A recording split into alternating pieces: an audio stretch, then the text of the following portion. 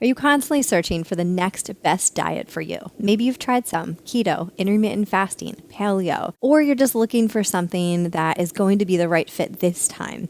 If that's you, please stick with me today for 4 things that you should consider when thinking about a personalized nutrition plan for you.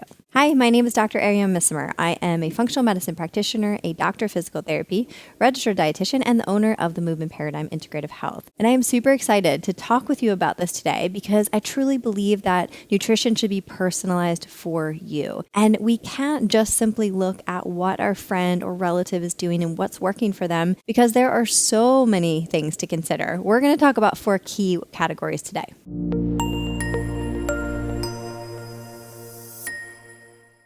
Number 1 is your current health status and clinical symptoms. So for example, are you experiencing cardiometabolic issues, things like hypertension, diabetes, high cholesterol? Are you experiencing inflammatory bowel disease or IBS symptoms? Are you experiencing autoimmune conditions? So first we want to take a hard look at what are your current health conditions because we might need to have a very specific therapeutic plan for you. In addition, let's look at the clinical symptoms. So you could have fatigue, you could have low energy, mood issues like anxiety or depression. You could have congestion and a lot of inflammatory issues going on in your immune system. You have so many different symptoms that all of these things need to be factored into what is the best plan for you at this time. Number 2 is lab work and special testing. So we want to make this as objective as possible. It is not that the carnivore diet is bad and the vegan diet is good.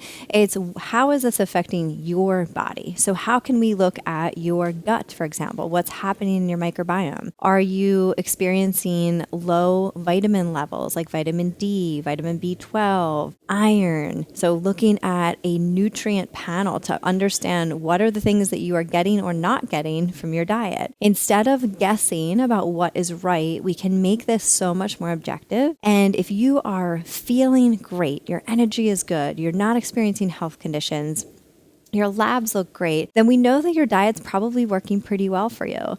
But conversely, if we look at the objective information and you feel that a diet is working for you, it may not be. And that's where it's important to be open-minded, to be able to look a little deeper into what is happening. And now we want to think about environmental factors. So what are your preferences? What kinds of foods do you like and dislike? Do you have any food aversions? What type of genetic predisposition do you have? Do you have the MTHFR gene that's going to affect how you're metabolizing B vitamins, how you're detoxifying? So this is going to factor in. Do you have a DAO deficiency, enzyme deficiency, where genetically you do not have the enzyme to break down histamines? So this might require someone to be on a low histamine diet because of a genetic SNP versus someone that thinks that they're sensitive to histamines. Is someone experiencing mold? So if there's mold exposure, there's candida, there's specific things that, again, need to be addressed when we talked about the clinical symptoms and health status. But when we're thinking about what is the exposure to your body, that's also very important to factor in about what you might need. So we want to think about, for example, eating more phytonutrients and antioxidants to reduce the levels of oxidative stress on the body. So if we have more stress on the body through exposure, through environment, then we can actually be proactive about that and how we can dampen that effect through what we're eating.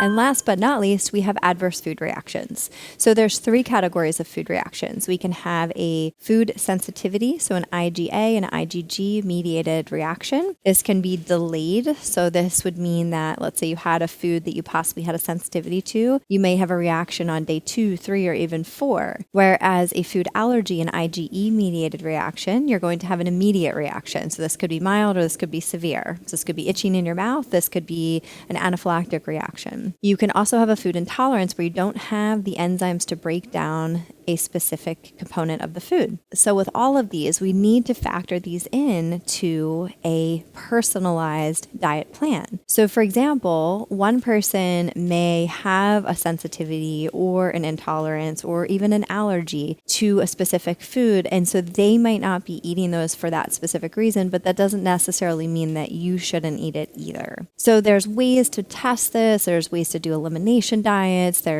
We can test allergies, so we can make this much more objective in understanding this information so that you're not necessarily eliminating foods just because you think you should. I think this is really, really important. So we take all of these categories, recognize that there's so many other variables, but my biggest take home for you is that it is very important to not follow blindly a specific diet, a diet that is very well popularized and maybe a lot of influencers are doing, or your friend or your family member is, but really try to evaluate your own needs. What are your activity levels? What are your interests in food? Do you like to cook? Do you not like to cook?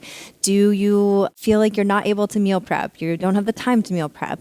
All of these things need to factor in terms of designing a healthy and sustainable meal plan for you. It's not about looking for perfection. It's about finding what works for you and allowing that to evolve over time. So for example, you might not start eating perfectly, but over time you can develop these habits and get a little bit more expansive in how you're looking at food as not just fuel for your body, but information, as medicine, as a way to connect, as a way to heal your body. It is so powerful and affects every reaction in your body. So if we want to function optimally, we have to eat optimally. So hopefully this was helpful. If it was, give it a like, give it a share, and of course, subscribe to our YouTube channel, The Movement Paradigm, for weekly tips on mindset, nutrition, and movement. And feel free to reach out if you're looking for an individual approach to your nutrition plan. We would love to hear from you. Schedule a discovery session. And we also have an awesome app community on the Movement Paradigm app, Apple or Google.